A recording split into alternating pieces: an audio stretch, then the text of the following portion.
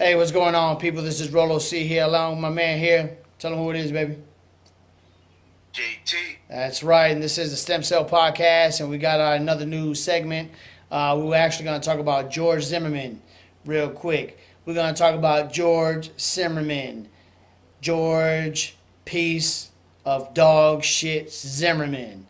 Okay, he's actually in the news for apparently threatening Beyonce over the documentary that they actually released on BET, which was produced by Beyonce and Jay-Z, the Trayvon Martin story. He actually sent numerous text messages to Dennis Warren, which is a private investigator that worked on a six-part series of the documentary of the 2012 killing of Trayvon Martin. And he sent threatening texts stating to Jay-Z, oh yeah, tell Jay-Z he's a bitch and his wife is a broke whore. And then he also stated, if I see either of them, I'll find, they'll find themselves inside of a 13-foot alligator. So, I mean, this is absolutely nuts. I cannot believe that this guy is not even, why is he still on the street? Why is this guy not locked up? And it's not so much about threats. Obviously, the guy is not in his right mind, and for some reason, this guy got off with murder, okay? And the thing that upsets me about this whole ordeal is that this guy talks reckless, and nobody seems to give a shit. Then on top of that, earlier this week, somebody asked him if he could sign an autograph on a pack of fucking Skittles. So how disrespectful is that? Where we still live in a nation where you got pieces of shit just walking around. I mean, look, George Zimmerman, he wanted to be a cop. That just would have been another stupid ass cop killing that we would have had to hear about with police brutality. But I don't think that'll ever happen. That guy can't even pass a damn psych. He couldn't pass a psych exam even if he wanted to. Not on top of that, you have to be able to hold your own and handle yourself. You got your ass beat by a 17-year-old fucking kid. Regardless of how tall he was, look, the strength of a man can manhandle a 17-year-old. Look, I'm 5'8". If I got a kid that's 6'2" and he's 17 years old, look, I tell you like this. I could bench press 315 pounds. Okay? I could bench press 315.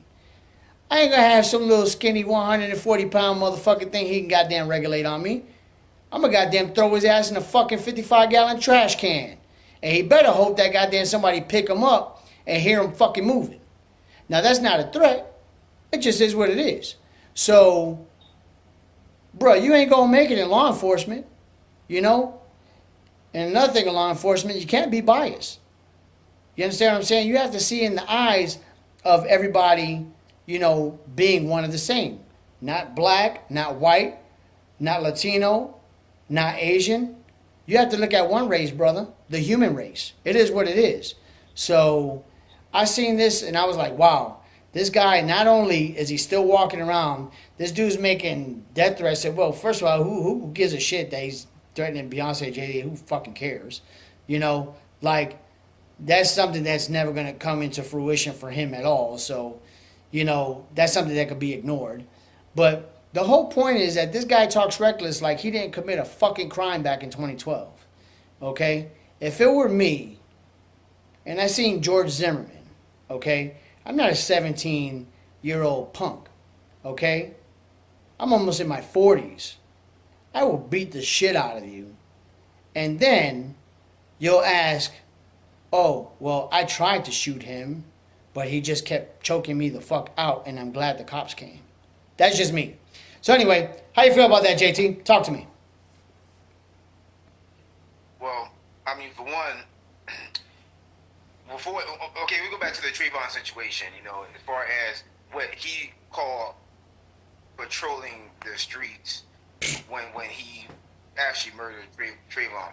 Now, being that everything he has been through from that point on up until now, you can tell he's a mental nutcase. So if he even got hired to do that job anyway, so that means you're hiring a mental nutcase to patrol the streets. Okay, so now he said he wanted to be an officer.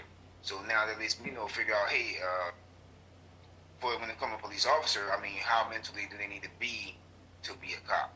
Because these would be the same type of people who will have a mental situation and then decide that they will, you know, hurt a citizen for personal causes, which is not right. And, you know, that's not law enforcement, regardless of how they feel about it or not. No, not at all. So now for him to still walk the streets after all that he did and everything that he still gets into over the time, it just lets me, this just goes to show of, I mean, who they allowed to do this with. Now, that don't mean that everybody else who has that type of mentality like he has will survive out in these streets. So therefore, it's something personal that he has going on with the system, but I don't know exactly what it is, but that's just my personal intake on it, for him to still be walking the streets with the way he is. You know what I'm saying? So, other than that, I just hopefully he gets justice one day. I don't know when that day is going to happen or if it will ever happen, but, you know, it's just that, well, I mean, the system is just so corrupt and backwards. Like, how do they let people like you say, pieces of shit like him walk the streets like that? Oh, think about it this way, man. No man will go unpunished for all his sins. I truly believe in that. I am a God-fearing man, and I feel like when the Lord does something, he doesn't do it on our time, he does it on his time. So we just have to be patient, we have to wait, and we have to go ahead and enjoy the process. But that asshole is going to get what's coming.